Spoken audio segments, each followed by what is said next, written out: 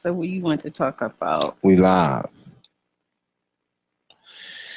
What's going on? Peace and power, Black family. This is your host, Rahiem Shabazz, and we are live. We're going to wait a few minutes for people to get in the building, and we're going to talk about Current Event Monday. What's up, people? This is Marcy Lee. I think it's fun. Something to do. All something right. to talk about. That's what's up. So we waiting a few minutes? Yeah, we're going to wait for a few minutes. And also, family. Hit us up. We have the phone lines. So we actually can take your calls. So you can call us at 720-835-5749. And the PIN number is 9930. All right, we got a few people that are joining us.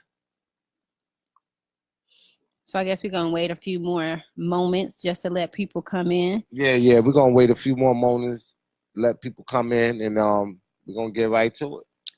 Go ahead and drop some suggestions as far as things you would like to hear us discuss. There's a lot of events, new things that's happened in the news recently. A lot of people still talking about Jussie. Oh, yeah. And R. Kelly. Yep. Obama. The Oscars. Tigger.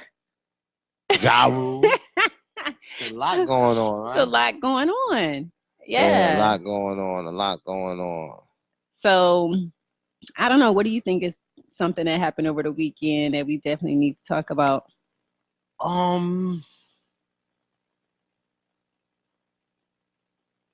You know, we deal with a lot that's going on in Black America, but sometimes we got to show the opposite of what's going on, right, with white folks. Okay. That really doesn't get put on blast as if it was a Black celebrity.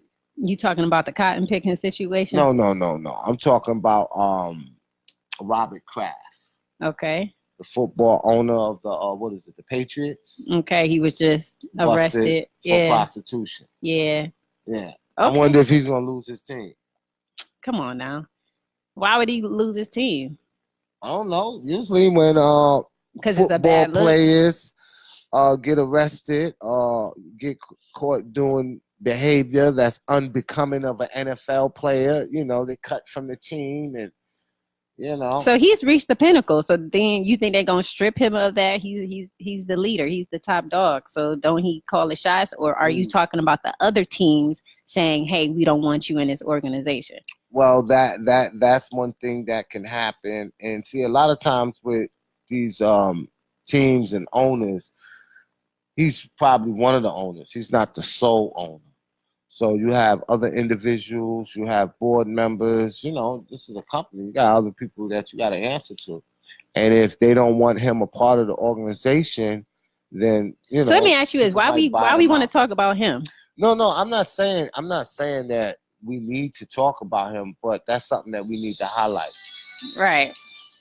Okay. Well, I don't know why we need to highlight it, because I don't give one crap about him. But you can say why you care, like, because I don't care about him. But because a lot of times, what tend to be the narrative is that whenever we mess up, it's put on blast. Yeah, you know what I mean? And I just think people need to know that you know, it ain't us out here that's always committing the crime. So we got a few people in here. You want to read who's in the room? Of course, we got Yusuf. He's joined. We got Myra and Daniel, a few other people. So, yeah, and we want to let y'all know if you want to call in, you got something on your mind, something that you need to get off your chest, you can call us at 720-835-5749. And you will need a PIN code to join us in the conversation, and that PIN is 99301. So if you have anything you want to talk about, go ahead, hit us up, and we'll be sure to get you on the broadcast. But so let's move on, because, you know, you talked about the Patriots owner, and you had something else that you wanted to talk about. So go ahead. Oh, in Black America, what's going on right now is as we wind down the days of Black History Month, we have to be mindful, man, that I don't know, I'm speaking in my time that I know of and that I can recall that this has been a month when we talk about Black history like no other. It's been crazy. It seems like it's been Absolutely. a targeted effort to actually bring down Black history, from the blackface to R. Kelly to Jussie. Like, it's just everything that's been Yeah, happening. it's just, none of this that is Anything happening positive? is unusual, but being that it's happening so rapidly and in this month alone is really telling. Is that by design?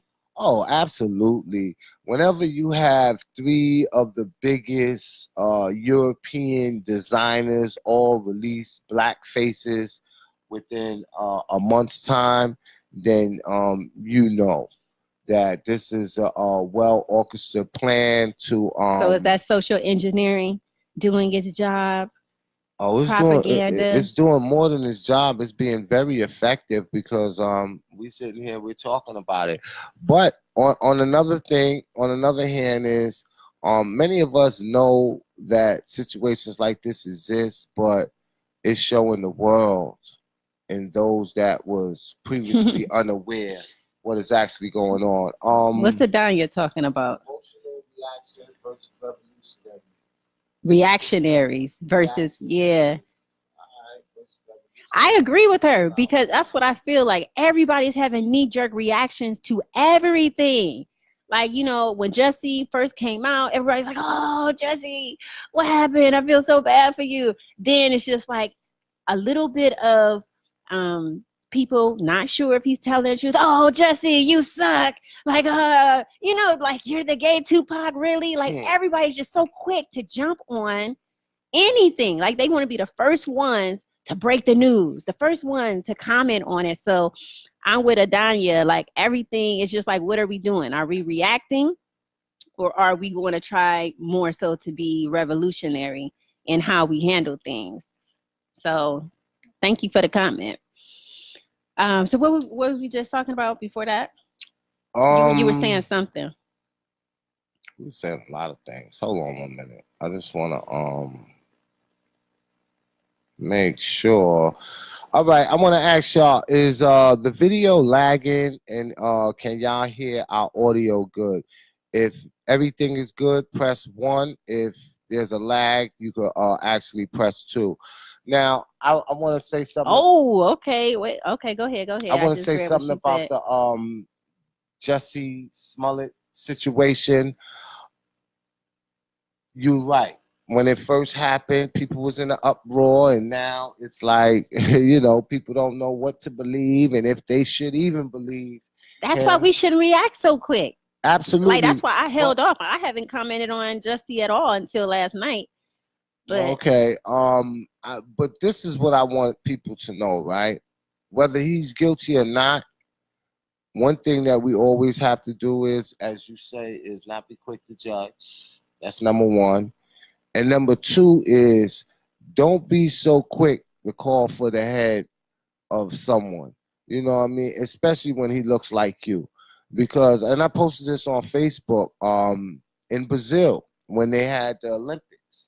They had the Olympic gold medalist, and he was in Brazil, and he fabricated that he had got robbed when he actually didn't get robbed. And they suspended him.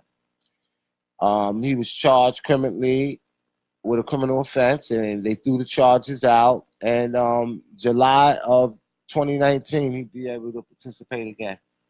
So see how the open enemy handles their own. Not saying that we have to do what they do, but don't let the mainstream narrative be that anytime someone black do something that we automatically throw them under the bus, and we got this cancel culture, because they don't cancel their own. But you want to read some of the comments? Well, I just want to. It's one that's passed up, but Yvette, her name was Yvette, and she was talking about because I was like, who cares about the owner of the Patriots? And she brought up a good point, which that is something that is very important to note. She mentioned human trafficking. So that is definitely something that we need to be aware of and to focus or direct our attention to.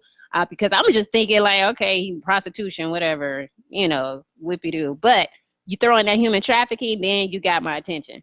So you're correct with that. So thank you for commenting. Yeah, because you got to think about it, right? During the Super Bowl in Atlanta, Atlanta is number one in human trafficking. Just think of how many of these billionaire football owners was here in Atlanta that probably... Because there was a big bust. Because I remember that was one of the headlines. It was a huge human trafficking bust that took place, and you didn't really hear about it. I read about it, but I didn't see nobody talking about it. And that's huge. I don't know if they just didn't want to put a black eye on the Super Bowl, but why did that go undiscussed? Because they handle theirs with kid gloves, and everybody else, they don't, they don't give them the same. So we want to let y'all know, if you want to call in, you can absolutely do that. We see a lot of you are commenting online. Thank you for your comments. But you can also hit us up. You can call us at 720-835-5749. And you're going to need a PIN code. And that PIN code is 99301. So if you have any comments and you want to have your voice be heard about something, go ahead and hit us up. Absolutely. And I'm reading your comments. Ryan, yep, that was the Olympic gold medalist name. All right, reacting is a normal response to an action. Yeah. Sometimes you got to stop and take in all of the information, though, before you respond, though. Yeah, and then we can't always act in an emotional manner. You know what I mean? Some of us allow our emotions to supersede our intelligence. What's up to my man Artie? What's going on, black man? Riddell, what's going on? Teresa Sanders. She's saying exactly. I wish I knew what she was talking about. White folks are protected by legalities. The same things that they get us with. That's right. Oh, heck yeah, all day. They use that. They got the complexion for protection, as I like to call it. Right. So, okay. So also you were just talking about Jesse, and you were saying that what was your final thoughts about the situation? Because I feel like, it's just been talked about and talked about. You know what? Some people laid some good questions out there, and I tell you, man, especially with the advent of social media, man, some of y'all, man, are doing some real investigative work. Oh, yes. We gets it in. But before the police was even on the scene, they was like, Shout out to Jeremy, peace. But this is the thing, right? Yes, we know that Chicago police is one of the most racist police departments in America. That's what I have an issue with. And now I get to tell you, okay, go ahead. Let me finish. We know that they had torture chambers. Just recently, they had, what did they call it? Where they had the truck out there with the sneakers. And they was trying to get people to... Oh, it was like bait? Like okay. So they was doing that. And now, that we know that, right? But at the same time, though, and you got to let me get my spiel, because you going off of what I was telling you. You got to comment on it before they hear my spiel. Okay. So in regards to the Jussie case, I feel like it was definitely staged. And I feel like those two brothers, they had something to do with it. But I'm not convinced that Jussie was a part of it. I think that he was targeted. And I think he was targeted by them. I think they knew where he was going. And I think that maybe it didn't start off to be something so serious. Maybe they was just effing with him. I don't know how it started off. But when I think about Chicago and how we hear about how they're biased and how they treat people of color and how they don't take things serious. Even when I think about that girl who was in the freezer at the hotel and how people were saying how Chicago police was involved in human trafficking and, look, I don't put nothing past them. So when they're telling me something, I need to have, definite proof that Justy has something to do with this. Because at first they tried to say that he used that $3,500 to pay them. But now reports are coming out that he absolutely did not, that is false, and that he really did pay those brothers to train him and with a food plan.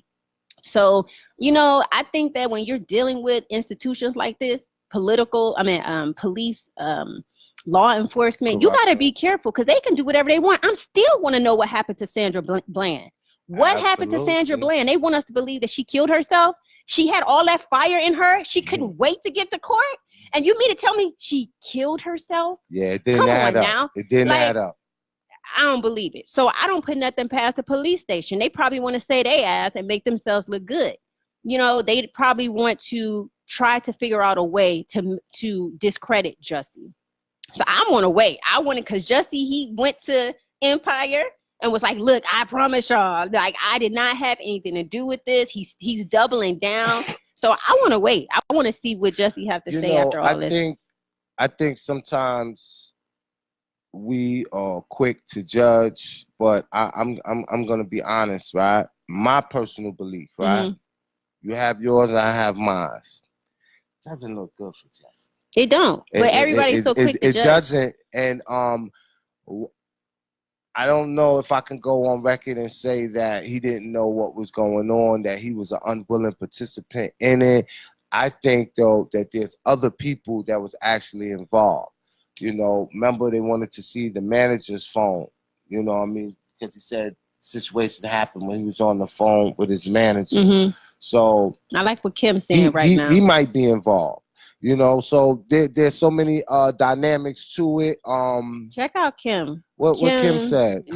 She said a few things. She said Jussie put himself in a position to be talked about and scrutinized. Real people are having real issues, and there was no logical reason for him to like that. She also said, how do you explain Jussie in a beauty supply store with them purchasing items? Now, see, I didn't see that footage. I saw the brothers in there buying the stuff, but I didn't see Jussie. Yeah, they showed them buying the mask and stuff like that. Yeah. Now, see, and this is another thing, right? A lot of people, some people was commenting on my page, like, yo, Rahiem, are you taking the word of the NYPD, Chicago police, this, that, and the other? Listen, one thing that we do know is that the videotape don't lie. You know what I mean? So it's not like what tape? The tape of them in the store buying the rope. The brothers. Yeah, the brothers. Okay, yeah. All right, but let me hold on. They found the receipts in their house, right? They looked at the share rides and cameras, and they tracked their movement and found out where they live. No one is doubting that it's the brothers. We're saying it's the brothers. Yes. So we know that they got the right individuals. Now, what was Jussie's role in it, and is he culpable in this situation? That is what the question jury mark is going to determine. Exactly. But if you ask me, Adanya, a few people brought up Freddie Gray.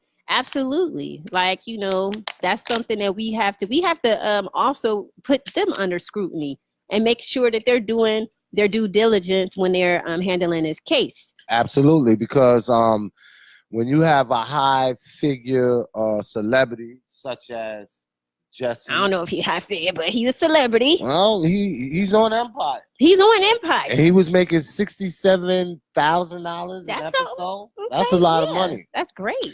So and then just with the media coverage and the notoriety.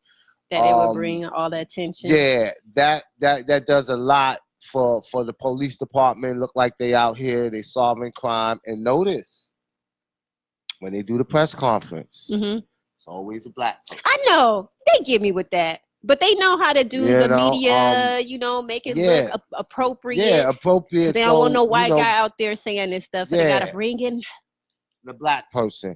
But listen, family. We are live right now, and we have the phone line that's live. Anybody that's interested in calling in, please do so. 720-835-5749. And you have to use a PIN. We ain't just letting anybody in here. Y'all got to use a PIN. Right. And it's 99301. So call in, man. We want to definitely hear from you. My man Ed Gons checking me out. What's going on? Shout out to my man Ed Gons. That's Professor Ed Gons, pardon me. And he was in Elementary Genocide 1, 2, and 3. Okay. You know, so he's here on the check-in. You know, we got a lot of people in the building, man, but we ain't got nobody calling up. So what's up with, so we got Jussie in Chicago. Who else we got in Chicago? Who else we got in Chicago? We got Kels. R. Kelly. So what's up? You know, I was arguing with someone last night, man. It was like, nah, you know, R. Kelly, he got the $100,000 to pay the bail, but you know, if he just pay it outright with cash, then it looked like he got money, and then the people who's gonna come forward and try to sue him for the people gonna come forward anyway. Right. You know what I mean? They coming for him. Yeah. Even 2 other women just came out. But now you know what's really foul though? What's that? This is really foul, man. It was an article on Yahoo News, and the court clerk in Cook County is saying that she is being inundated with phone calls from people, female fans, asking how could they pay his bail. Hey, you know, that's what it is. I mean, you know, we never get into the mind of, you know, certain people. We living in sad times, man. For real, for real. What's that about? Hey, ladies, what's that about? Man, why would these women be actively trying to save this man? Like, why are they trying to save this man? That's something I can't answer. And then remember at his birthday party, people were screaming, you know, take me hostage, take me hostage. Yeah, it's crazy, man. You know what I mean? And then you know what, man? That right there. Are people like, is that desperate? Like, it is desperate. Not only does that embolden him to continue to do what he does, but it makes actual victims look bad when you got people that's willing to do that. Okay. Over 80% of all the black women I have counseled in the past year have past history of sexual abuse. Let's talk about that. Absolutely. Sexual abuse is something that's very rampant in our community, and it definitely needs to be addressed. And a lot of people don't understand, like, especially when they talk about the Me Too movement. Mm-hmm. I've heard men say, well, why would they come back? Like, I don't understand. If this guy violated you, why would you come back? And it's just things that men just don't understand. There's plenty of women, even me myself, have been in situations where you have been forced back into a situation when you don't want to be there, or it's not in your best interest to be there. Yeah. Psychology is a very delicate thing, you know, and you can't discount a victim just because they return to the scene of the crime or where things happen or to a person that violated them. That's something that we have to first understand. Yeah, and I'm learning a lot too from situations and how you know, sexual abuse survivors deal with their hurt and their pain. Just watching that Lifetime when the psychiatrist said that it takes an actual victim 7 to 10 times before they actually leave. Right. You know what I mean? They have takes like a lot of courage. 7 to 10 attempts before they say, you know what? I'm done. I'm gone. I'm out of here. Right. And, you know, I don't know what that is. You know what I mean? You know, me, I get in an argument with somebody and you ain't ever worried about got to see me again. You know what I mean? But it's different when you're a man. And, you know, that's why I really feel for, you know, women that have been taken advantage of. And we as black men, we have to do something about it. And that's why, you know, I always say this. And I quoted this on my Facebook numerous times. You know, as a black man, we have to spend the last dime in our arsenal, in our treasury, and use the last bullet in our arsenal to protect the black woman. So Malcolm, he's talking about Michael Jackson here. He's saying that people would do anything and say anything for a check. Now, is he talking about the accusers of Michael Jackson? Yeah, absolutely. I'm assuming that he's talking about them because both accusers is on record, on video, Denying it, right? denying that it ever happened. And now, lo and behold, they're coming out and And making how these come there haven't been accusations. any They mothers details? even saying that that no, Michael would never do this, and I was always there, and this, that, and the other. And So now, what are the details? What are they saying that he did? Because that's the one thing. At least we can have some type of details. What are you alleging that he did? Like, well, what did he do? and allegedly, and it's a documentary that HBO is releasing. They are going into details, and I think HBO is doing itself a disservice. Someone had posted how Michael Jackson had the highest rating live performance concert on HBO, and now this is what you do to this man's legacy. He had partnerships with HBO where he released stuff. Unfortunately, though, I mean, when a victim claims something, you gotta look into it. I don't care who it is. Michael Jackson is a man. I love Michael Jackson, and I don't believe it, but people are two-faced, and they put one face out to the public, and there's somebody else behind closed doors. So I'm saying, look, if somebody's saying that he did something, check into it, because one thing I would hate is for a true victim to not have, their justice. All right. You know what I'm saying? So you're right about that, but when you already this allegation already had been looked into, this individual testified on Michael's behalf, and then 20 years later you recant that, and then you just make up this. I say look into it. Still make it up. Still look into it after they say that he had nothing to do with it, and you still look into it now. Just like they're saying in R. Kelly's case, they're saying that people were coerced. They're saying people were paid off. They're saying people were intimidated. I don't know what happened to the Michael Jackson case. I wasn't involved in that case.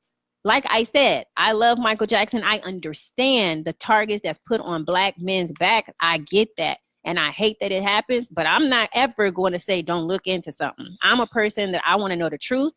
And if he did this, I want to know. If he didn't, I want his name to be cleared. That's as simple as that. Why is he beyond checking into? And you know what? That's the most unfortunate part, is that when these allegations is made and these documentaries is made, if, for the sake of the argument, an individual is found not guilty or that the information put forth was not credible, it's never an apology. And if it is, apology is not enough. The smear campaign always gonna exist. Thank you, Kim. And a person's name is never gonna be clear. But you know what I want to do? Ed Gons, Professor Ed Gons. I keep calling him Ed Gons, Professor Ed Gons, because that brother is a professor. Thank you. And he works in an institution of higher learning, where he is really doing the work, teaching black psychology, and that's not an easy thing when you in teaching in a white institution, right? But he speaks truth to power, and there've been situations where they tried to stop him from teaching the truth, but the black man always prevail. So I would love for the brother to call in, and we can actually speak to a black psychiatrist that could give us some insight of some of the trauma issues that survivors go through. So Ed Gons, if you out there, call in 720-835. I believe he said he had to go to a session. 5749. Oh, he did? I think I read on the comment. He said, keep doing what y'all doing. I got to go to a session, something like that. Right here? Yeah, right there. Oh, okay. All right. So he ain't going to be able to join us. But that don't mean that you can't join us. So anybody out there that want to call in, they want to talk, today is Current News Monday? Yeah, that's what we hitting up right now. And we already covered Jussie. Yeah. We already covered Kels. Obama. Oh, yeah. We got why you say it like that? No, because I was supposed to listen to the video and I didn't get a chance to do that. Oh, So you can okay. enlighten me, you know. Let me Ah, know what well, happened. I don't know how much of a discussion it'll be, but I'll just tell you this. There were some people who were attacking him because they felt like he was wagging his finger at the young boys that was there and he was criticizing them. Someone had asked about music and it got on the subject of hip hop music. And Obama kind of went in and was like, y'all need to pull your pants up. He was saying, y'all wearing these gold chains. It basically shows your insecurity. If you had money like that, you wouldn't be showing, everything with your chain. And he was like, if you were secure in your sexuality, you wouldn't have 8 women around you twerking. So he said that. Mm-hmm. I'm gonna go ahead and let you comment on that because I have my feelings about it. All right. How do you Basically, this was Pound Cake 2.0. Okay. For those that are uninitiated in knowing what pound cake means, that's what they call the Bill Cosby speech. Yeah, they brought up Bill Cosby. Cosby About naming your daughter Shaniqua and ghetto names and pull up your pants and black people get shot and we find out he stole a pound cake and just a whole bunch of nonsense. That's why they call it the pound cake speech, right? But he really, really went in on black people and you see what happened to him, right? Because he's trying to make a difference. No. We could address that, but I don't want to get off subject, right? So when you have Obama wagging his finger, talking to these young boys, am I my brother's keeper, right? At a forum where these young men are looking for mentorship, they're looking for guidance, right? So they're not the ones that's out there that's committing crime or being incorrigible in society, right? These are individuals that's trying to be on the right path. It reminds me of when he went and did the commemoration speech at Morehouse. And he was talking to them, man, where people was like, man, these are the individuals that did everything we asked them to do. They graduating from historical black colleges. These are the next doctors, lawyers, judges. And and he was just talking to him like, you need to do this and y'all this, that. All right. Well, you know what? Look, shout out to Miss Yvette. She says rich people don't have the same behaviors of poor people. That's what Obama was trying to convey. That's why 21 Savage stopped purchasing jewelry, etc. Started helping the community. Now, look, I'm on that page because I feel like what is the problem with him showing the things that are inappropriate? Yes, we understand that he was speaking to the young men who was doing something with their lives, but the overall society, he wasn't just talking to those men. He was talking to the greater society. I don't think that Obama does everything correct. I think he should have done more for our community when he was in office, which he did not do. He tap danced and he could have did more. But one thing, I'm so tired of black people. We are so darn sensitive. Can't nobody tell us nothing? No. What happened to it takes a village? Hey, look, he may not do everything perfectly. People even bring up his daughter as an example. Your daughter smoking weed, she twerking. Children, you're going to tell them stuff. You try to parent them. They have more than just one influence. You're not their only influence. There's other people in the world that's what I was talking about. Cardi B. I didn't want to bring her up this week, but that's what I was talking about. She influences your children as well. So you're not the only influence. There's nothing wrong with him trying to say, I have one woman that I love and I care about. That's enough for me. He's just trying to put it into your head like, hey, it don't really look that great when you got 8 women dancing around you. Why do you, I mean, that's just his opinion. Was because I guess this was televised. Right. What was it? Someone just recorded him. It was recorded to be distributed among the channels, and it was on YouTube. See, sometimes I think that's what the problem is, right?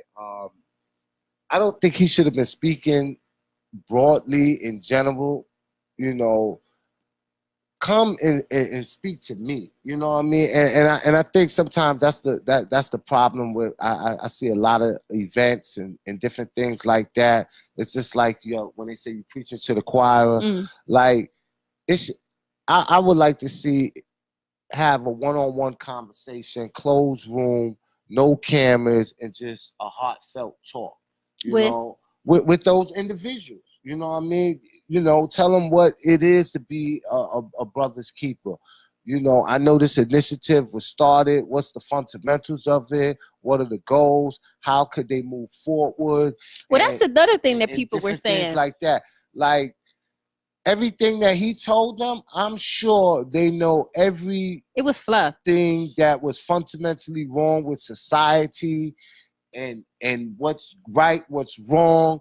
Like, not everybody. Like, people are, like I said, not everybody, but I'm almost certain those individuals that was there, because that's a program that they. So what are they there for? If they already know things, what are they doing there?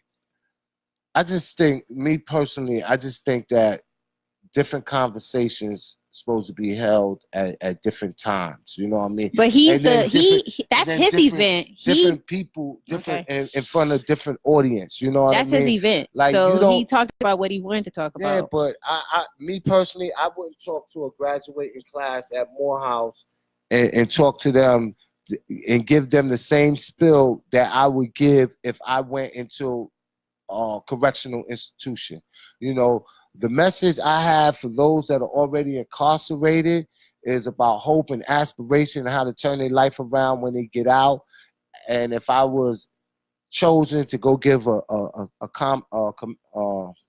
the word, the speech for graduation, it would be a totally different message. I just think that sometimes he just give that one message, and some people might call it tough love to Black people, where everybody don't need to hear that. Do you believe what's going on in society with these numbers? Because I know the statistics are different depending on what source you get it from.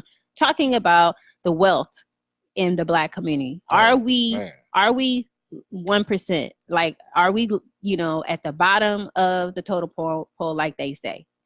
Okay, are Black men employed at the same rates as white people? No. To me, I think it's your mindset and how you're looking at things. If you're looking for a problem, you're going to find a problem with what he said. I'm a person, okay, say you're a successful person and you're doing well, and someone says, yeah, you got to pick yourself up by your bootstraps. You got to dig deep. I think for Black people, no matter what you're doing and where you're at, you still need to hear that, because you have to understand you're going to have a challenge. You're going to have people coming for your neck at all times. And I think you do have to remember that. It's so easy to try to fall apart or to, go down on yourself, because there's so many people. Like, I brought up 50 Cent. Like, dude, he's coming at people who's trying to do things with his life. There's people actively on social media trying to tear people down. What is wrong with somebody reminding you to be self-sufficient? What is wrong with somebody trying to remind you to, rely on yourself? What is the problem with that? I don't know what the problem. If you're sensitive and you can't take it, like, you can't take somebody, telling you to keep doing what you're doing and continue to grow. I don't understand why people can't have someone tell them something like that. I want to read this comment, right? You can't answer me? No. I want to read this comment because I think this comment Go ahead. Coincides with what you were saying, right? And it might answer your question. And this is from Jeremy Michaels. He said, you can show tough love to Black people when you've been known to stand. I can't. When you've been known to stand up, defend, and Black people, something in Black people. Obama wasn't known for that, so that's why his critique falls on deaf ears. That's too bad, because he has a lot to offer. I want y'all to know, right? I'm struggling to read this because I can't see the screen. Don't think I can't read. So just think, if people started clowning you and they put up some kind of thing talking about how Rahiem is illiterate and he can't read, and let's make fun of him. If I need to really read this, I would have to be this close to the screen. I can say, you can show tough love to Black people when you have known to stand up, defend Black people. Obama wasn't known for that, so that's why he critiqued fall on deaf ear. So I could read that. I was struggling to read it. I understand what Jeremy's saying, yeah. but I just don't agree. Even like Bill Cosby, like, you know, he said the things that he said. I think that we need to have discernment and just think, is this right or is this wrong? Is what he's saying, does it make sense? You don't like where it's coming from, you won't like anything from anybody. It's not that where it's coming from. I wouldn't even compare Bill Cosby to Obama, you know what I mean? Because Bill Cosby, is he right or wrong? Listen, Bill Cosby, that's all that matters. He was wrong. Obama's wrong no, for saying Bill Cosby. For saying pull your pants up. He was telling us to pull our pants up when he was pulling ladies' pants down. So he was wrong for that shit. He was wrong for that. You know what I mean? He's wrong for a lot of things. Like, I think that, you know, there's a lot of people who do good in the world who also have done bad. But do we just not take their, like, people who have done things in science? Do we say, no, we're not going to accept your scientific advancements because you were beating your wife? It's just like, put the dude in jail. Why do we not have to take his, you know, information just because he did this? Like, maybe not have him get paid or something like that, but we still can't ignore what he's saying just because we don't like what he did. That doesn't make any sense. You're not going to grow. Someone asked you a question. They said, what does Obama have to offer to black people? What does Obama have to offer to black people? That ain't to me. Hey, look, that's for Obama to decide, and that's for us to decide at the same time. I think that he has something that we could utilize if he decided to use his strengths in our benefit, but I don't think that he's doing that. I think he tap dances, and I think he could do more for us, but apparently that's not what he wants to do. But I think I love Michelle, but I think they do the same thing. Even, there's some celebrities. I ain't even going to say no celebrities' names because people be getting so darn mad. And it's not like I'm scared. It's just people say, why you hating? But it's just like everybody want to throw out a black fist, you know, when it's popular, or to make people think, oh, she riding with us or they down for us. But no, you got to look at their actions. What are they really doing? Are they putting things into society that's hurting the black community? Like, are their words harmful to us? Are their images harmful to us? We got to make our own decisions about, you know, what we're going to accept and what we're not going to accept. Is what Obama said wrong? No, it is not wrong. So why are you crying for? Why are you mad? These boys can take it. They're tough. They're smart. You don't think they can tell the difference? When people come to me, I'm not in religion. Okay. I'm not a Christian. I have no problem with people who are Christians, but when Christian people give me words of encouragement in their Christian words, I don't say, hey, stop. Don't talk to me. I'm not a Christian. I accept and I take from them what it is they're trying to offer. And it is what it is. I don't say, don't talk to me because you're a Christian and I don't want to hear what you have to say. I take in what I can use and I discard the rest. You know, keep it moving. How do you say this name? Adana Salam. Oh man. Oh, she said Mayweather is illiterate. We know you're not. Obama bailed out Wall Street and co-signed the Israeli war machine killing African leader Gaddafi. Yes. Right. No, I did a podcast talking about Obama. He actually set up the situation that Trump just pulled off with, what's that, T-21? He wrote in an executive order, Obama did, into where basically if you got arrested, you could be held, without any type of, without having a hearing or anything. They also could force you to work for free, which is what they just did most recently. So Obama his hands are not clean. If you look at his record, there's a lot of stuff that Obama has done. And he also, he talked about don't boo. I don't know if you watched the video out there, but he was like, hey, don't boo, because people brought up Trump. And he was like, what do we do? Vote. My only problem was that we voted. And in the popular vote, what happened? We won the popular vote. Absolutely. And so the problem is what? The Electoral College. Has anyone done anything about the Electoral College? How many years has it been? You have heard nothing about the Electoral College. And that's 2 times it happened. That's why this Democratic Party that's in control of the Senate, Mm-hmm. they need to do something about this electoral vote. Because it's not a good thing. It's So why definitely hasn't not a good anybody thing. moved on it? This is what they keep in their back pocket. When things aren't going the way that we want, we just gonna pull this out and be like, bam. And that's exactly what they had. What happened with Gore and Bush? Was it Gore and Bush? Yeah. The first time, Yeah. and then this time around. Yep. And it's ridiculous. When is somebody gonna do something about that? You know what I want to say? Like when people saying, we got to get out there, we got to vote. I'm all for voting, right? But listen, when things don't go right, don't keep blaming black people for not voting.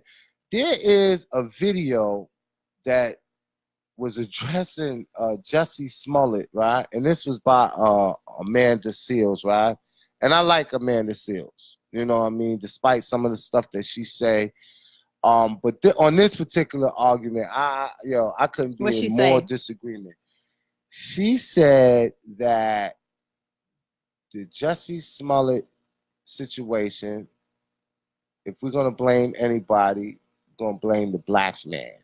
And it's the black man's fault that Trump is in office. First of all, 98% of black women voted for Hillary, right? Black women? Yeah, black women voted for Hillary. Oh, Hillary. Okay. Voted for Hillary, right? I think it was like 89% black men voted for her.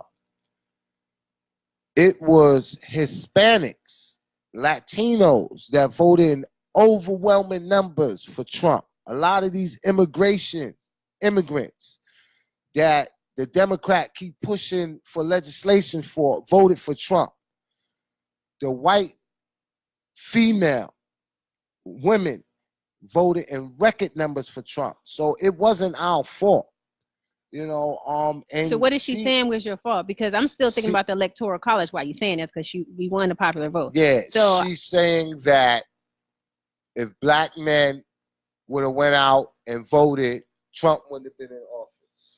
Well, to me, it's more of a regional thing, because if you understand Electoral College, that has more so to do with the positioning of the states and where you are. So you get those votes, in the Electoral College. So I don't know what she's talking about in regards to that. I guess I'm gonna have to read it and see what she's talking about. Yeah, it said, Malcolm Garvey said Obama has done more damage to the black community than Trump has ever done, and don't like Trump either. And I don't like Trump either, but we have to speak on facts. Yeah, ain't nobody gonna argue with you at this point, because a lot of people look to Obama like he was gonna save something, do something. But I guess when you start hearing black people saying this, he's the president for all people, not just black people. When you start hearing that, that's kind of like lets you know what was going on. They let him off the hook. Yeah, that brings me to my next topic. This is a relatively new interview, and it was done by a sister. And the interview was almost over. She was interviewing Kamala Harris. Did you see that little clip? No, what happened? Woo! Y'all go look for that clip. Well, I've seen one clip. I don't know if you're talking. What is the clip? Well, this is the clip where she asked her, what is she going to do about black women? I mean, what is she going to do specifically for black people, right? She started going into prison reform. And let me tell you something. Prison reform and certain legislation that's being passed, yes, it's going to help black people because we overwhelmingly incarcerated. But guess what? Every black person ain't a criminal. And it helps everybody, but we probably get more help in it if it's done and it works right? All right, we get that. But that's not specifically for black people. So when they talk about that prison reform and healthcare, that's not specifically for black people. So she pressed her on because that is the common thing when you ask these politicians. I'm getting to it. Okay. That's the common thing when you ask these politicians, what are they going to do for specifically black people, right? And she says, make no mistake about it. Anything that's done for black people is going to help everybody else.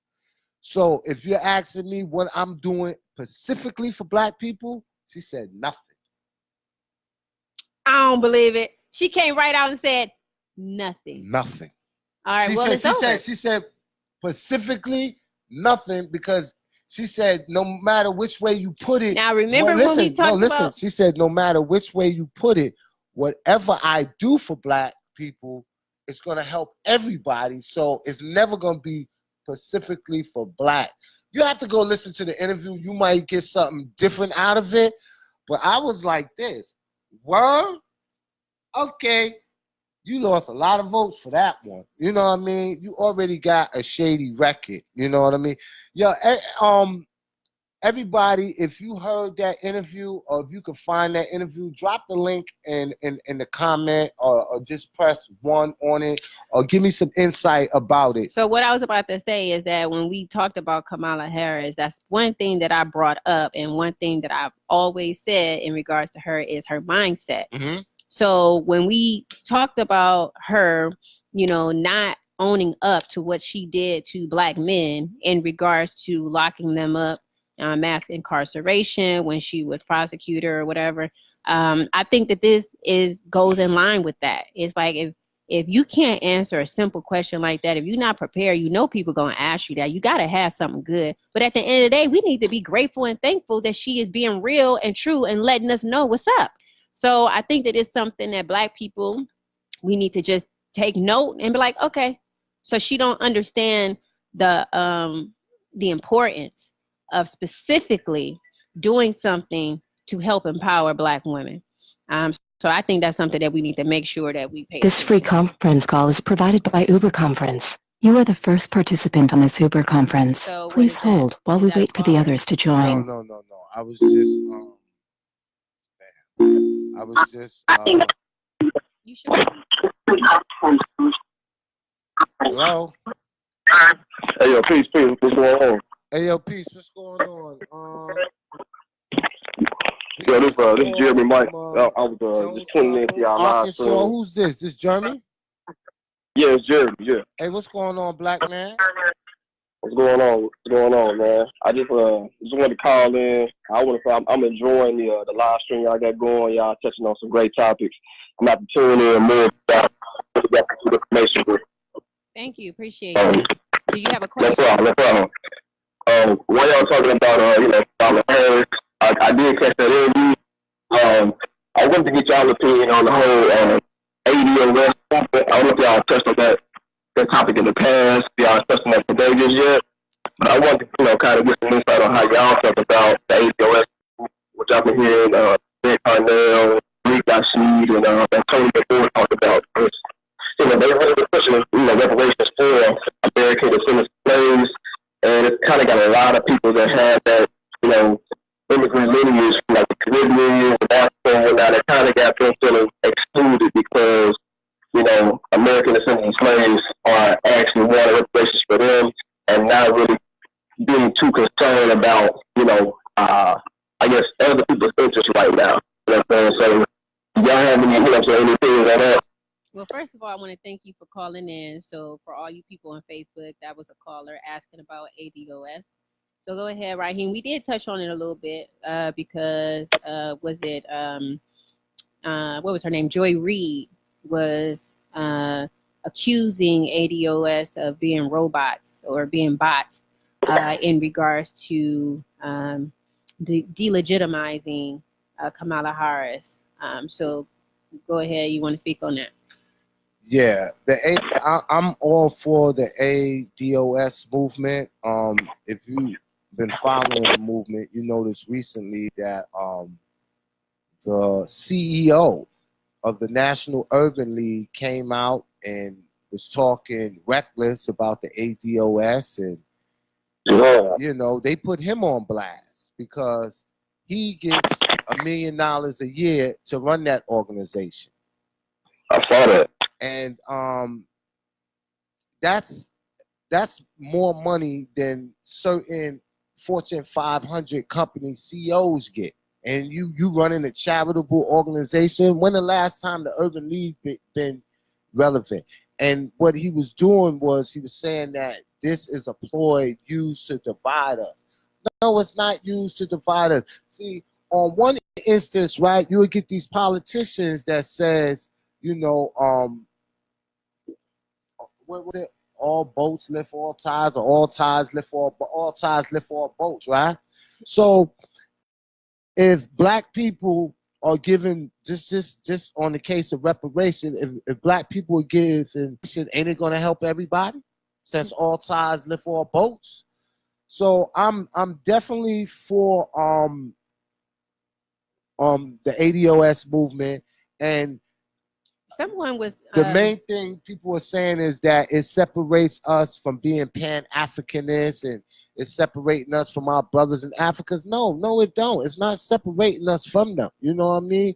We still for Garvey. We still for the Back to Africa movement, if that's what you want to say. But being American descendants of slaves, you have a unique history that can't be denied.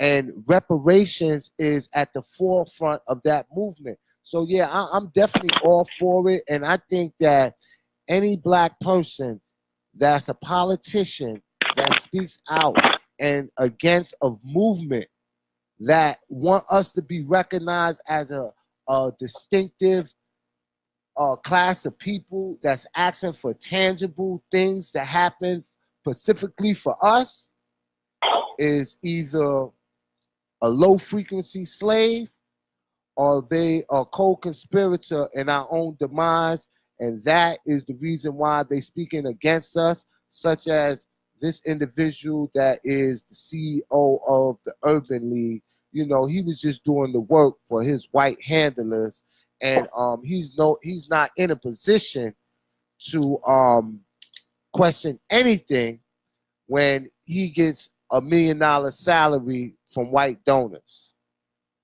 I want to add on top of that, you know, I agree totally on that. You know, I also want to add, you know, if our brothers and sisters, you know, like, you know, in the Caribbean, if they get reparations, which there's been at least 12 to 15 countries that are now, you know, suing some of these countries for reparations. If they get those reparations, blacks in America, whether it's any of those things or whatnot, you know, so it's kind of like, you know, you can be Asian or you can be whatever the thing going to be, but, you know, you can benefit of ADOS, but then you can also benefit, you know, in your own home country.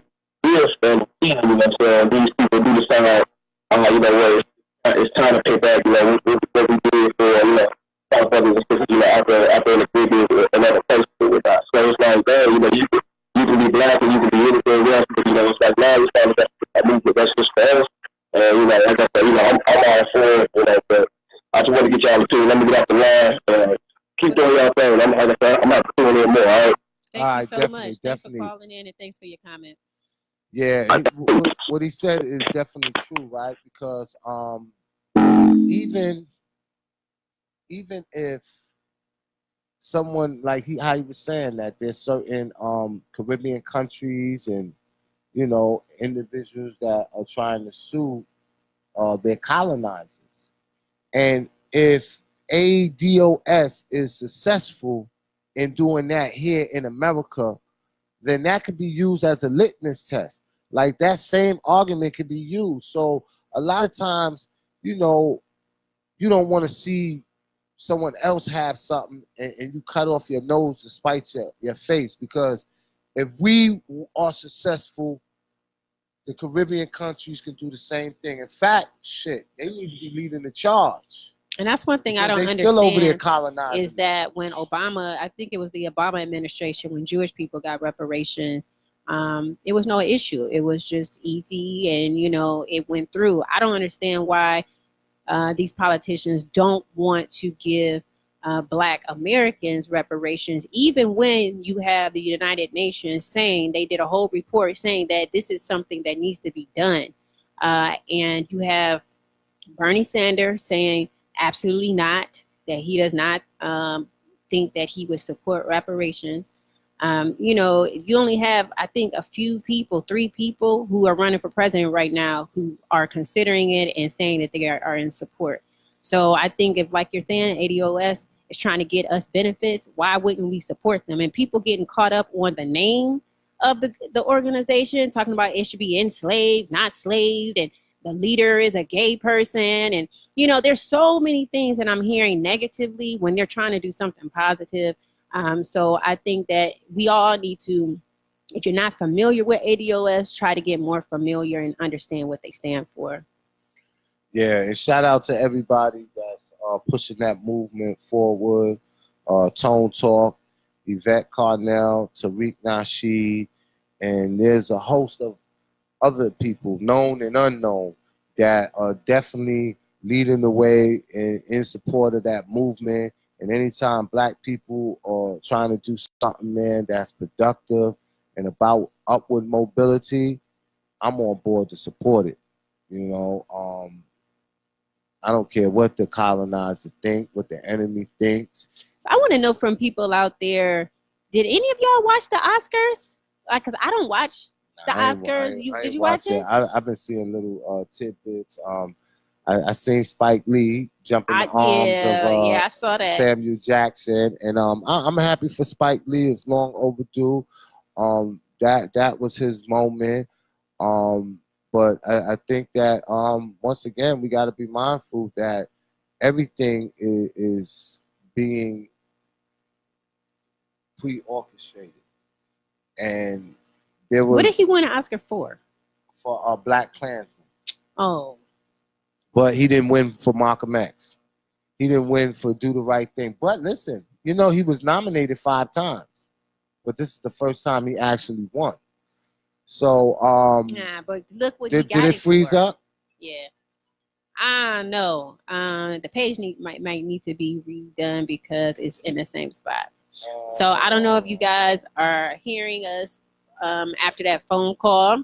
But hopefully the page is still up and you guys can hear us just fine. Let me see something. Let me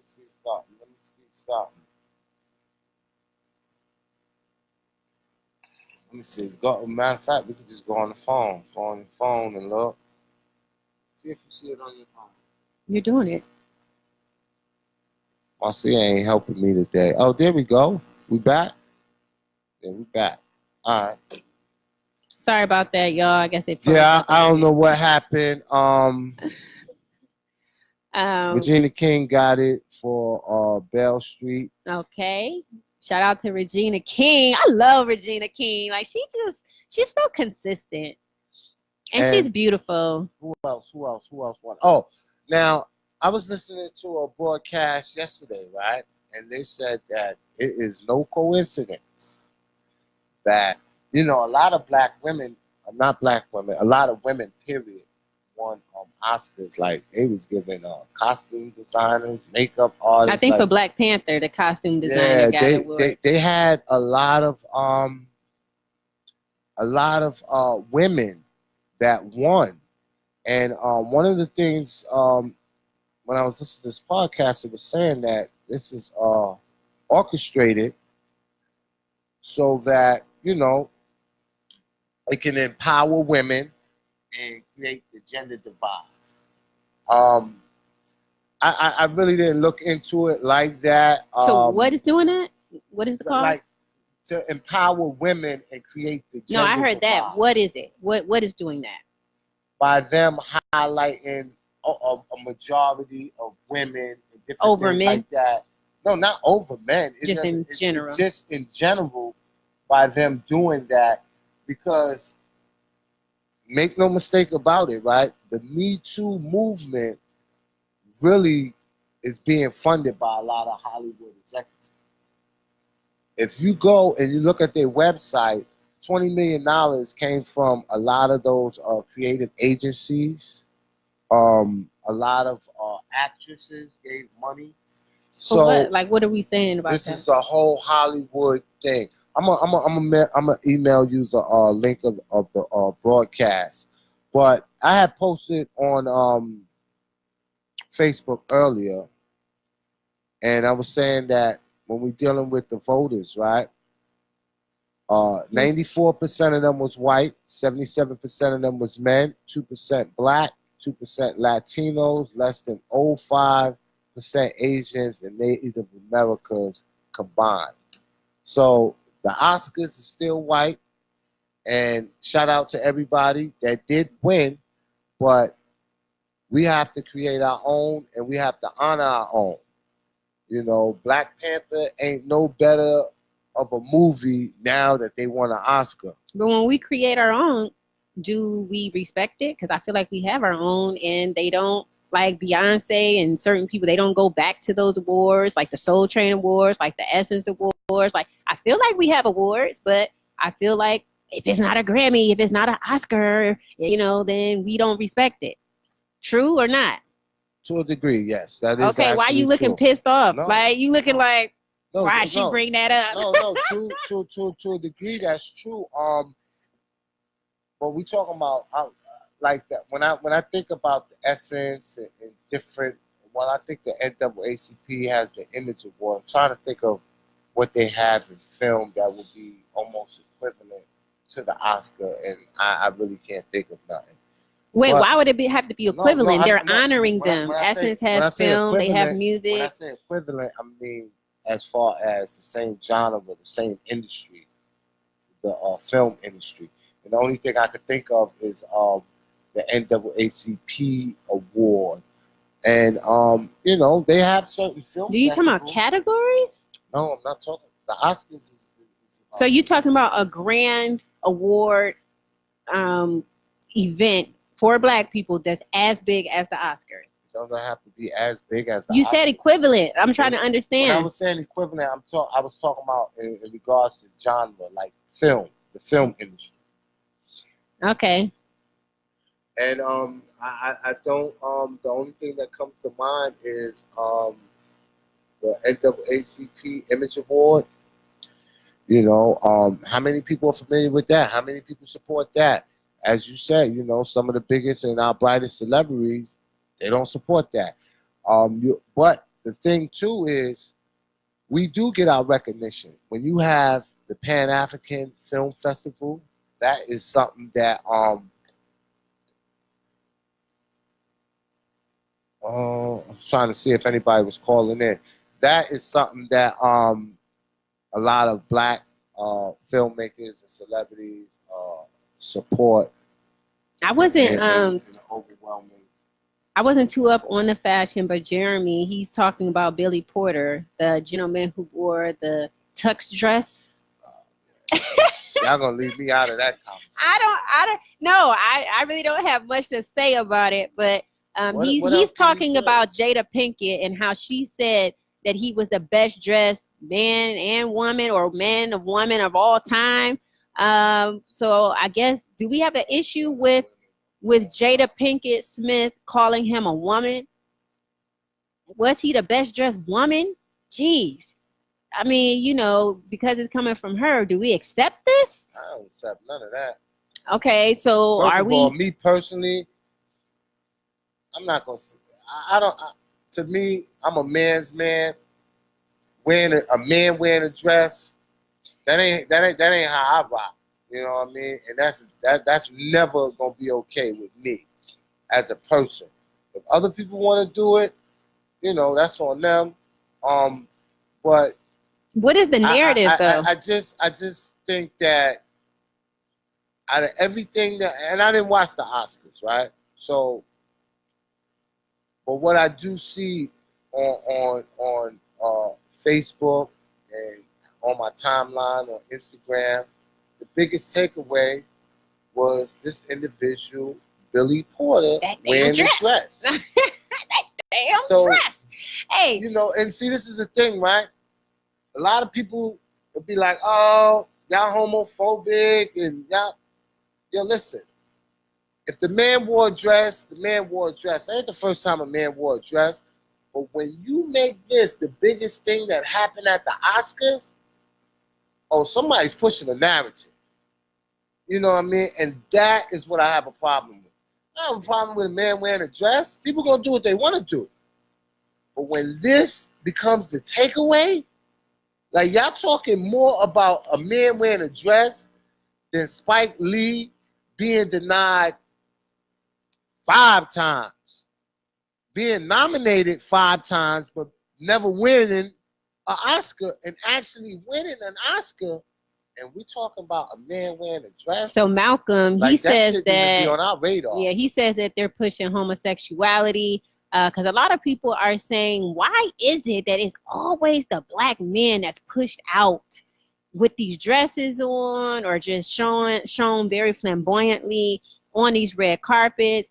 And you know, some people who make excuses for it say, well, you know, black people, like, we just know how to wear fashion. That's why we look better doing it. And it's just like, really, like, that's your reasoning as to why black people seem to always be pushed out in these kind of I don't know what kind of situations we want to call this, but it's definitely an agenda. We have to know that it's an agenda directly towards black men. Yo, let me tell you something, man. If Jada Pinkett, with her fine ass, if she would have wore that same dress, they probably would have clowned her. Or her son. I mean, you know, not because he be wearing dresses. Yeah. So imagine if he wore it. You know, people be like, wow, well, Yo, you know, what the heck? No. If she would have wore that, she wouldn't have received as much fame and fanfare as that man. And that's what I got a problem with. It ain't even the dress. It's just because a black man wore it. This is... Well, I have to admit, I mean, it looked pretty crafted very well, but I can look past that. I mean, you know, I just think that we have to really figure out what we're doing here. Like, you know what I'm saying? Is this the direction that we want to go in as a people?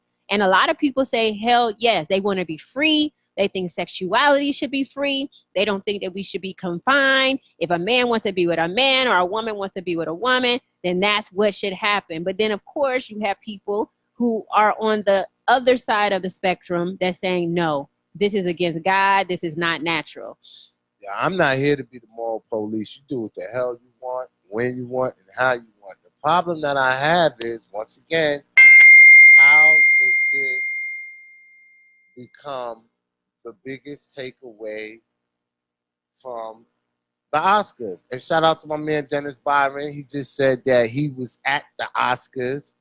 Hey, yo, Dennis, I want you to call in to 720-835-5749, and the PIN number is 99301.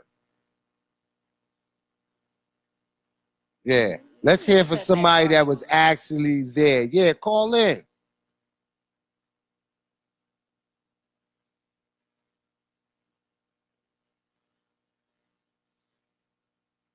So anybody else, feel free and at liberty to call in. We're gonna go a little while longer, and then we're gonna conclude.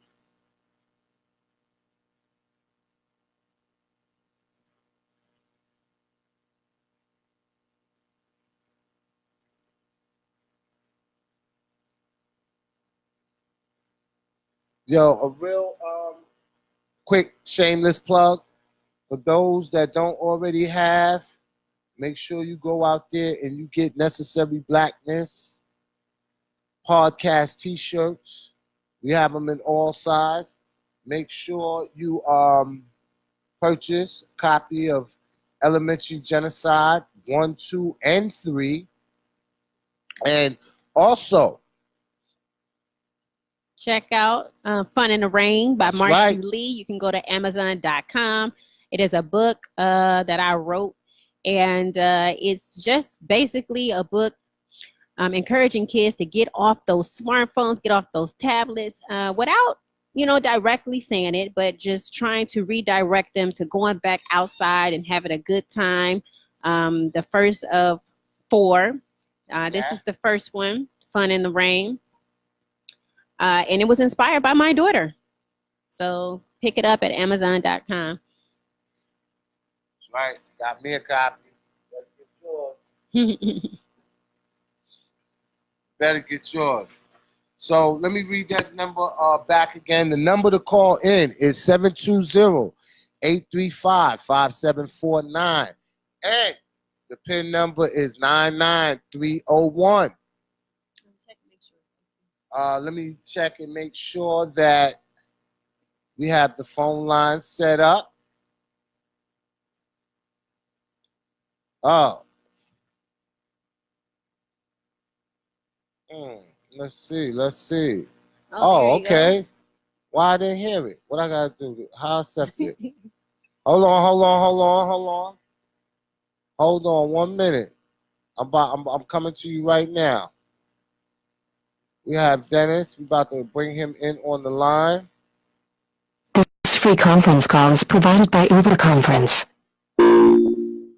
Hello. This is Necessary Blackness podcast. Are you on the line? Yes, I am. Good afternoon. Good morning. Actually, good morning. Good morning. Where you at? You talking about? Oh yeah, it's 11:41.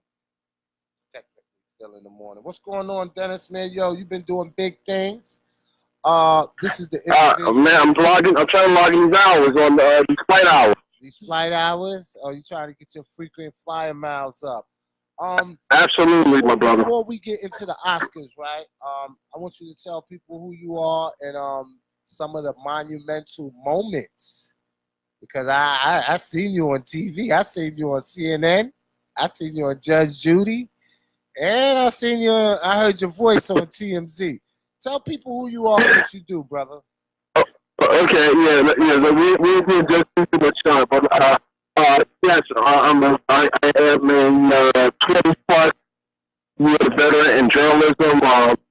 I am editor-in-chief of Hip Hop Supply as well as TMZ, The Blast, which is The Blast is really growing right now.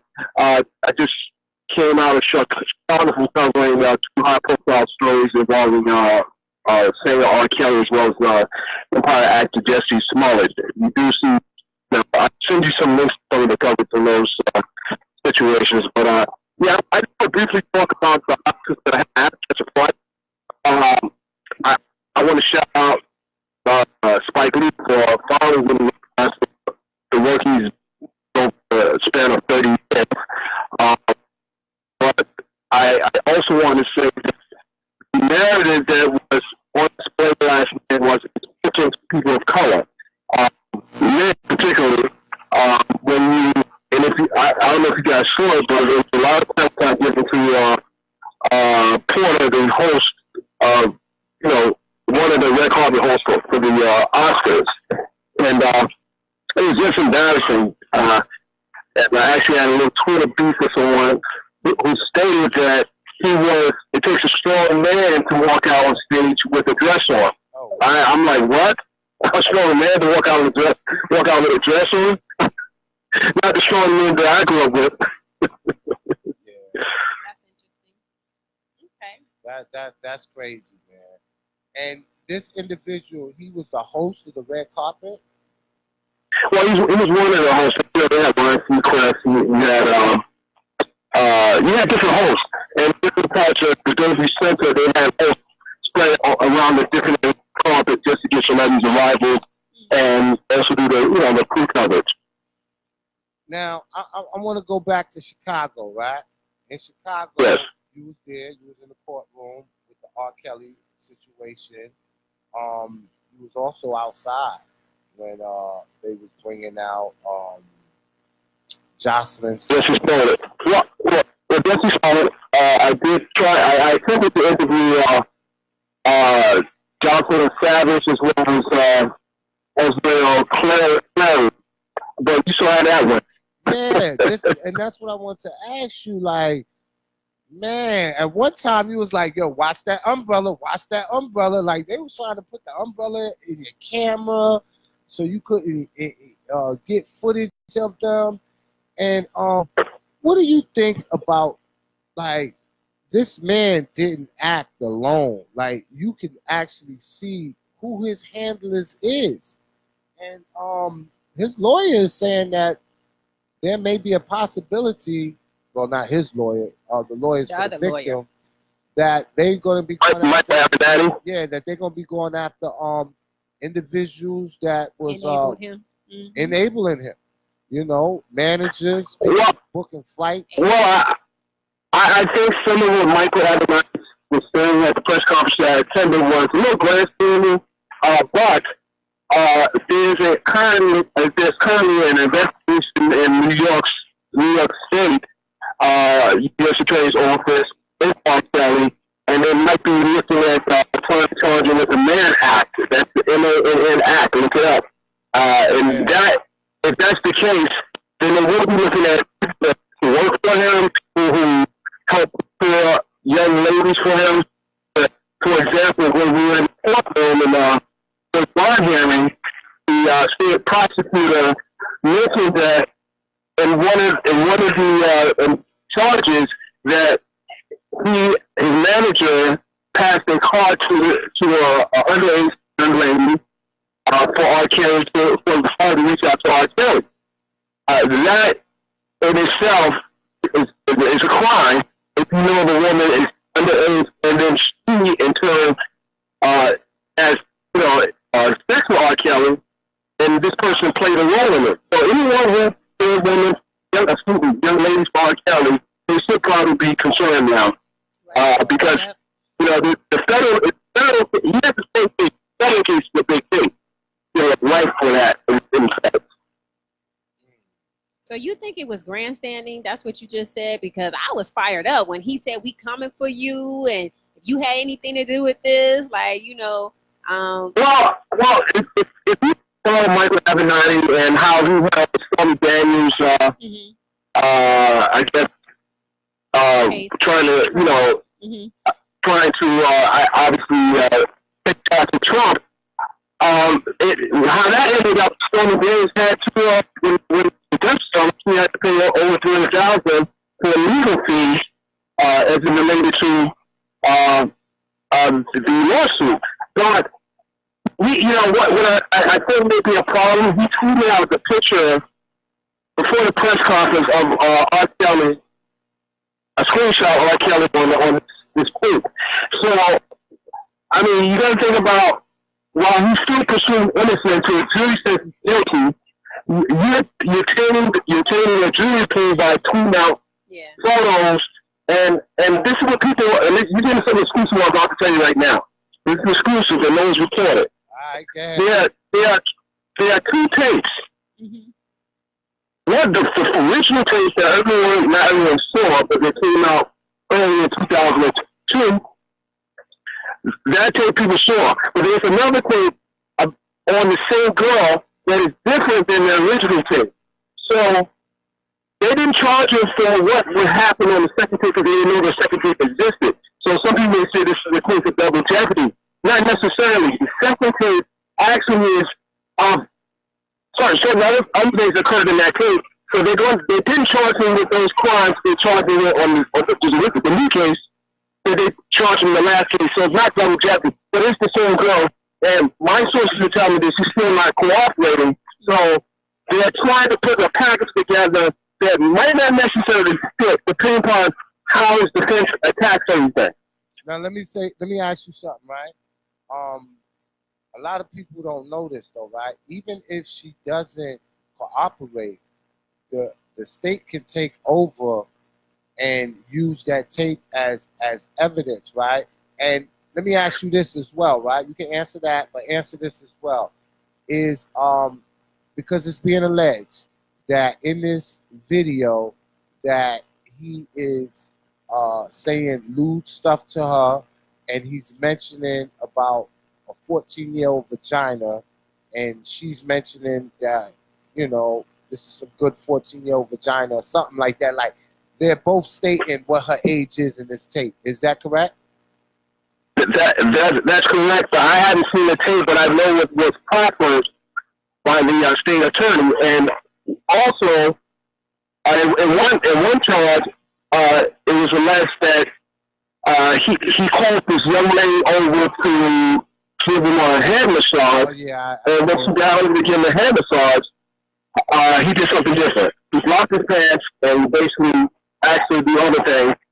And according to the indictment, they have evidence that has been corroborated by the DNA that it says that she saved the clothing, top clothing.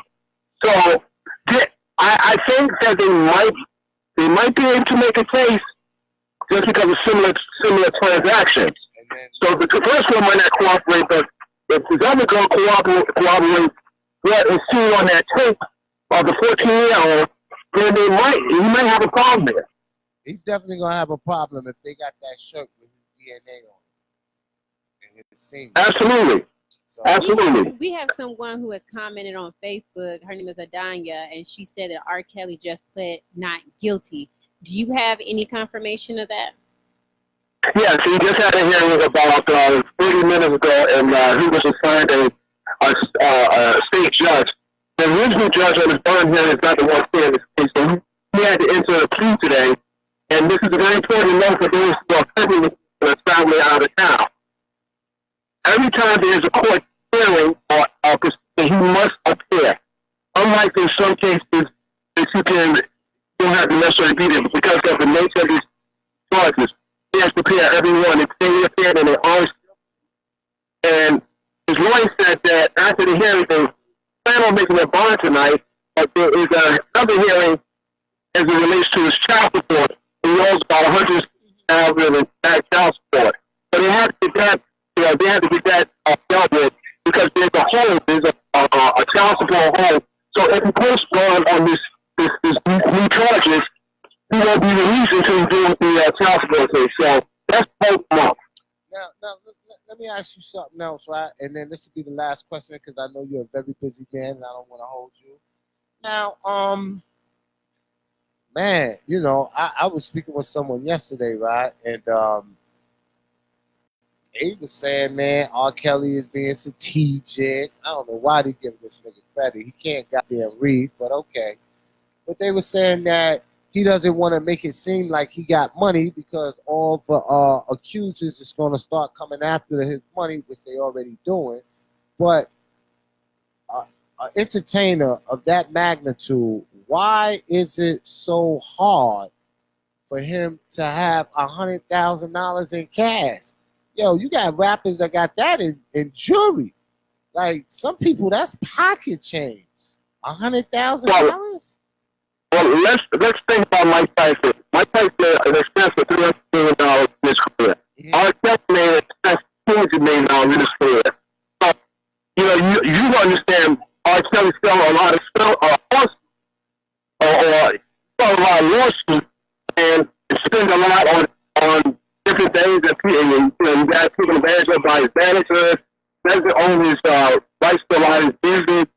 So it's plausible because if you send on $50 million, say for example, it's nothing to pay all his back child support and pay a full cash bond. The bond is $1 million. A cash bond would be $1 million, but the judge only made it 10% of that million. So he probably has some really serious financial issues. That's why he's not out of jail right now. Hey, yo, did you hear? Well, the Daily News reported is that the Cook County clerk is being inundated with phone calls from female fans saying, "How could they pay his bill?" No, that is true. There are people, there are young ladies that have already started you can search a GoFundMe for R. Kelly to help you pay his bond. Now, his lawyers are dealing with that issue, but there are reports that they're trying to help raise money to get out of jail. Now, $100,000 is not a lot of money if you look at who this person is. But he has the money. His lawyer said he has the money. He just can't get to it right now. There's nothing. You got that. Especially if all these allegations are true of him housing all of these women and traveling and, imagining just how much all that would cost him paying off people. He gotta have $100,000. Hey, yo, let me ask you something. Damn, I lost my train of thought. I wanted to ask you about the other attorney. They were saying that Michael wasn't the attorney of the victim in the videotape, that it was actually Albright who was the attorney for that person. Do you have any information on that? Well, the problem, I don't know if you saw the whole press conference. We're going to be releasing the full press conference later today. And you're going to see that hip-hop inquiry. But what happened was, when Gloria Ulrich heard that there was another victim on the case, she said that might be her client. But Avenatti said that how could she basically let that just be the case?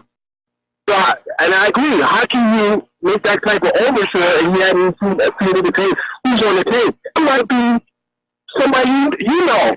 So no one knows this. And I'll tell you, there are a lot of grandstanding with all the attorneys. And if you look at what Alter says, she can't prove, she can't substantiate those claims. Nor could Avenatti say that all these people that work for R. Kelly are going to be prosecuted. He mentioned lawyers, he mentioned marriage, he mentioned different people. So at the end of the day, you have to prove everything that you say. He's not, this is a very important point. He's not the prosecutor. He's an attorney representing one person or maybe two. He's only got 6 clients, but he's not the prosecutor. So the prosecutor presents their proffer, and from that proffer, they build the case based on that. Avenatti is, he represents Clary, the Clary family, and you see in my video, as now, didn't even acknowledge the mother or father in the courtroom. Right. Didn't even acknowledge them. It was just weird to look at that. They were in the same room, and if you've been in the courtroom, you know they have a long pitch. They were on the same bench, and Joycelyn and Ariel got up and sat right behind R. Kelly and the family and friends that were supporting R. Kelly, and never even acknowledged that the mother and father was even in the courtroom. It's real crazy. This is a very bizarre case, and it's going to get even more bizarre as the case proceeds. All right, last question, Dennis. Right, this lady, Gloria, right? There is a picture of her holding up. Oh my God! Yeah, and 2 young ladies. And the headline is reading that R. Kelly with underage girls. Like, yo, is now listen, I heard that she's saying that this was at a concert with LL and R. Kelly, but this is proof that the girls was at the concert. This came from somebody on the internet, that's always trying to defend the white handlers. But my question to you is that if I was LL, like, I would be thinking about suing, defamation. Like, you got to come out and give a public apology. Absolutely. It was very irresponsible for her to hold that picture up. It had no probative value in her story to show these 2 girls with someone else that has nothing to do with this case. If I was LL, I would be outraged, and I wouldn't be surprised if we sued her for putting this picture up on display. And here's another problem here. Whoever owns that photo should sue as well, because that photographer who shot that picture should be outraged that his picture was used in a defamatory way in telling the story. It was on full display all over the world. All right, I know I said that was my last question, right? All right, speaking about lawsuits, what do you think about 50 Cent? He's planning to sue NYPD and the whole fiasco with the cop that told other officers, and this was a commanding officer, told other officers at roll call to shoot 50 Cent on sight. What do you think about that situation? And does he have legal grounds to sue their asses? Absolutely, he has legal grounds. But he also has a lot of promotion with Gonzalez. I want to say his last name is Gonzalez. Check that out, man. But he has grounds for at least the lawsuit. You got to measure the damages, and I believe what are the damages for him? The cop saying it was a joke. He was saying the roll call was a joke, and you got to measure what the damages are for him saying that. He might not prevail in the lawsuit, but the cop is definitely you might have a problem with losing his job, or at least be arrested. But it's NYPD, so they don't really punish their cops too badly. I tell you what the damage is. He been contemplating. I don't know if he was joking. He said he's going to close down all his businesses in New York. He could say that. Well, those are damages. Those are measurable damages. Affected his business. He doesn't want to conduct business in New York. He has to do it in LA. The emotional trauma, knowing that you literally got a hit on your head by the biggest gang in New York City, which is the NYPD.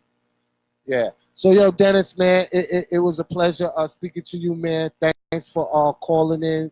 And anybody want to get in contact with you, read some of your articles, check out your exclusive footage. Actually, people was wondering how did I get R. Kelly's mugshot before anybody else. Absolutely. My man Dennis said that to me. But where can they catch you at, man? Well, you can find me on my Instagram at Mr. Dennis Bryan. I also want you to go to the Blast right now. We just put a breaking story up. Go to theblast.com right now. There's a breaking news story that we just put up 10 minutes ago. What is the story? And the story is the Savages are in fear of their life and traveling to Chicago to meet with their daughter. Wasn't they in court? The Savages were not in court. They're in Atlanta. But they're in fear of their life to travel to Chicago because they fear that R. Kelly's associates may try to harm them. So that's why they weren't in court. And most people think that they would be in the courtroom. They know their daughter's going to be in the courtroom. They would be in the courtroom to at least meet with their daughters. But they didn't even show up at the R. Kelly's hearings, which suggests that they are in fear of their life. Me personally, I would have showed up. That's just my opinion. I would have showed up. Listen, I would have showed up and showed out. Me and R. Kelly both would have been in jail because I'm telling you, listen, they put a new meaning to savage. Huh? Because I would have been a savage. I would have been a savage in that courtroom. In front of the court, in front of everybody. It's going down. You know what I mean? This is my daughter. You coming with me. Come on. Security, anybody step up. It's going to be so much smoke in that courtroom. The fire alarm. Well, you saw the video. You saw these goons were trying to intimidate me. First of all, Dennis, don't ever call them goons. They are not goons, man. Those are do-boys. A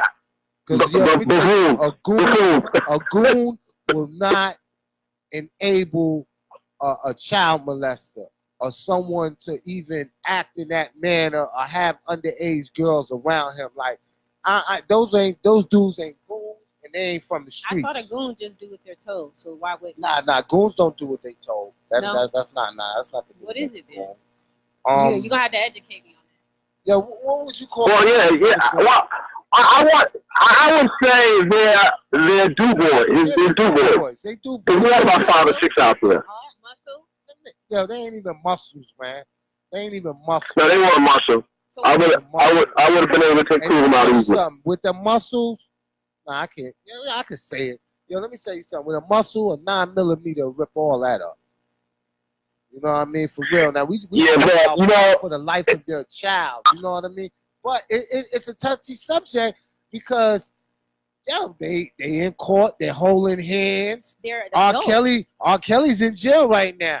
So if they wanted to leave, this would be their chance to leave, and they're not leaving, Well, that's because absolutely, and that's what the argument is. If they were being held against their will, they would have left. But here's the problem here. We saw the video. You saw how they were controlling the girls even in that setting, so that might be a problem for them. So they were not free to talk. They were being ushered to their car. Controlling them, they was just controlling that the media don't get to them, and no, they're controlled mentally. They're mentally under his control. No, absolutely.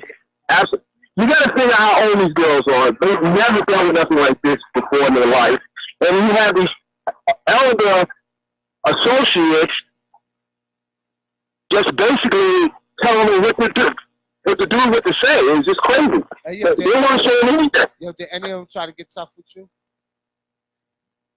One tried to mean like me, but that stuff don't bother me. You know, just don't touch me. That's all. Yeah. I heard you saying, yo, watch that car, yo, watch that umbrella, yo, watch that umbrella. I'm like, yo, absolutely. That smoke out there in Chi-Town. Thank you Absolutely. for all of the information reporting on the Oscars and also what's going on in Chicago. And he broke some news here. So thank you. Appreciate you. Absolutely. So, I want to congratulate you on your radio show. You're doing good, and if I have an exclusive that I can give to you, and it's not going to cost me, you're going to get it. Hey, yo, I really don't cover like entertainment news like that, like I used to. Like I used to be in the trenches, really, really out there. But this is more than entertainment, man. You know what I mean? This is something that needed to happen. R. Kelly need his ass in jail. You know. Well, I want you to let people know one of the biggest greatest stories that you came with me on, and this involving a well-known producer. Oh yeah, with the what was his name? Red? Oh, Shorty Red. Shorty Red. Yeah.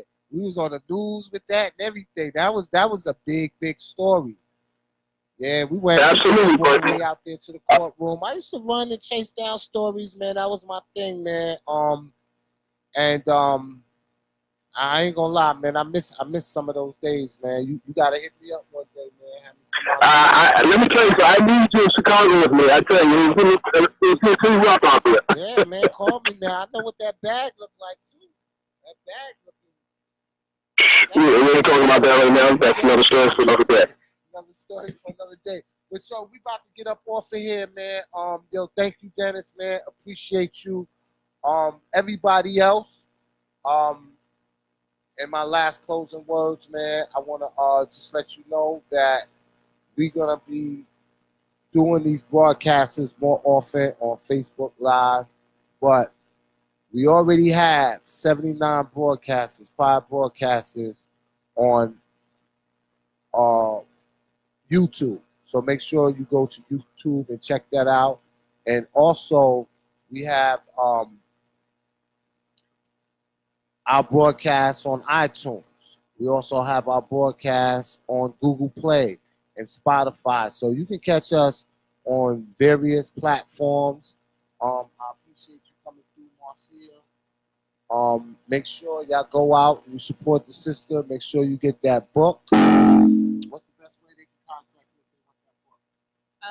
You can email me forever, the number forever.marcylee@gmail.com. So that's forever.marcylee@gmail.com. You can hit me up on Facebook and Marcy Lee and Instagram Marcy Lee.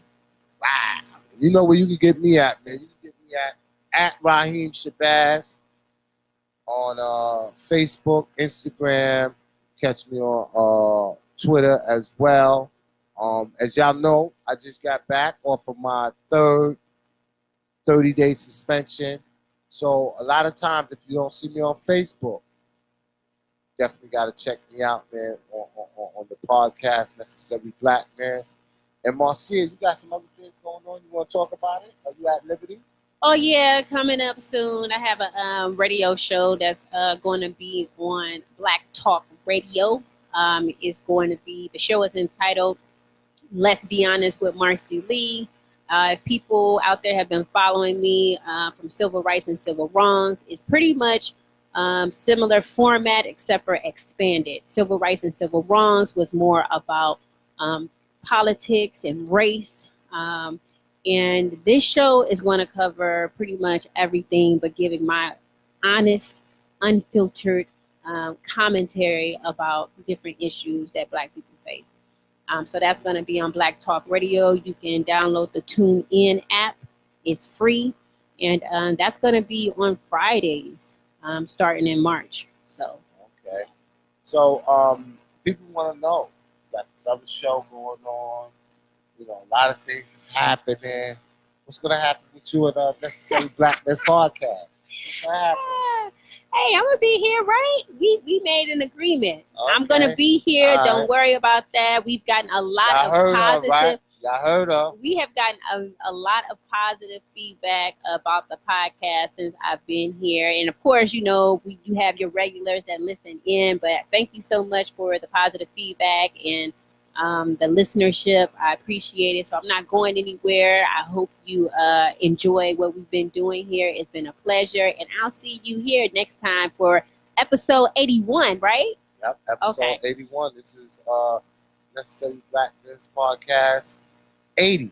And actually, we was just gonna come on here and just talk For a quick moment, but it went on and on. We was gonna actually stop and then do the podcast, but you know, this is the podcast, y'all. This is where it happened. This is where it went. So yo, we up out of here, man. Peace and Black Power family.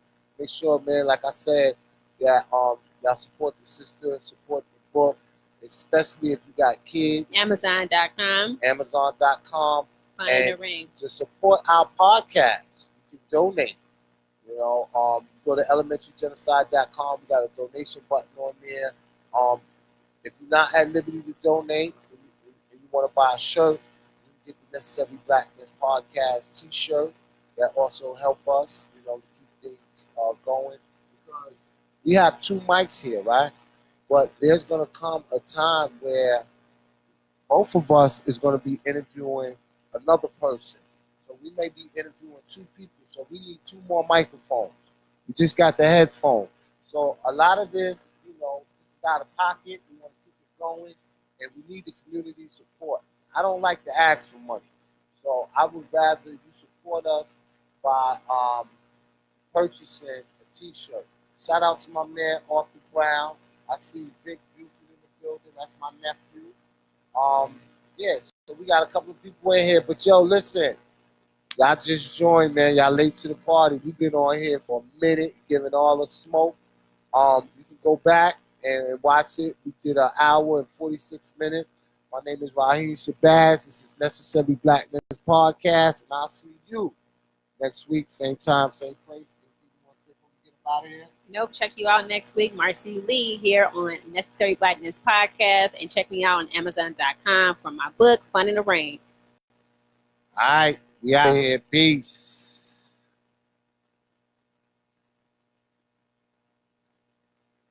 What's happening? Why are they going on?